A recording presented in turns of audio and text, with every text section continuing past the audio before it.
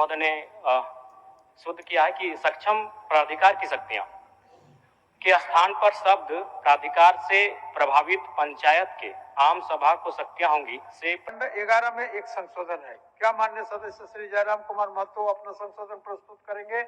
जी अध्यक्ष महोदय, खंड 11 की विधेयक के खंड 11 की 5वीं पंक्ति में शब्द नगर पालिका के कमिश्नरों की शक्तियां होंगी, जिसे भी माननीय मंत्री महोदय ने शुद्ध किया है कि सक्षम प्राधिकार की शक्तियां के स्थान पर शब्द प्राधिकार से प्रभावित पंचायत के आम सभा को शक्तियां होंगी से प्रतिस्थापित किया जाए।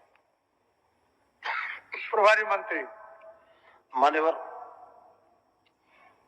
ग्रामीण क्षेत्रों में अवस्थित या राज्य के सुदूरवर्ती क्षेत्रों में अवस्थित पर्यटन क्षेत्रों के कुशल प्रबंधन की सोच के साथ इसको लाया गया था। इस प्राधिकार के अधीन उन शक्तियों को प्रतिस्थापित किया गया है जो नगरपालिका अधिनियम के तहत सक्षम प्राधिकार को प्राप्त होती हैं। इसमें अतिक्रमण के उन्मूलन का है, इंक्रोचमेंट ड्राइव कर सकते हैं, वो टैक्स लेवी कर सकते हैं, वो पार्किंग की व्यवस्था कर सकते हैं, और वैसे लोग जो प्राधिकार के द्वारा बनाए गए नियमों की अवहेलना करते हैं उनको भी आर्थिक दंड लगा सकते हैं।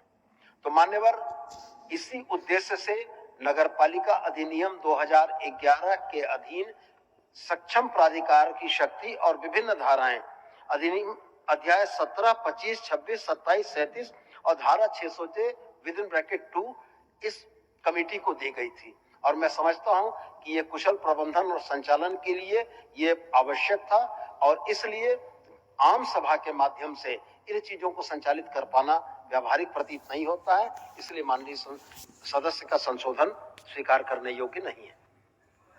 प्रश्न यह है कि विधेयक के खंड 11 में 5वीं पंक्ति में शब्द नगरपालिका के कमिश्नरों की शक्तियां होगी के स्थान पर शब्द प्राधिकार से प्रभावित पंचायत के आम सभा को शक्तियां होगी से प्रतिस्थापित किया जाए। जो इसके पक्ष में है वो हाँ कहे, जो इसके विपक्ष में है वो ना कहें। मैं समझता हूं कि विपक्ष में बहुमत है, विपक्ष में बहुमत है, यह प्रस्ताव अस्वीकृत हुआ।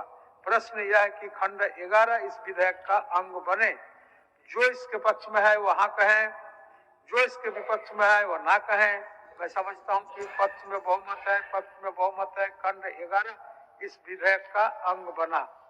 खंड 12 में कोई संशोधन नहीं, खंड 12 में कोई संशोधन नहीं।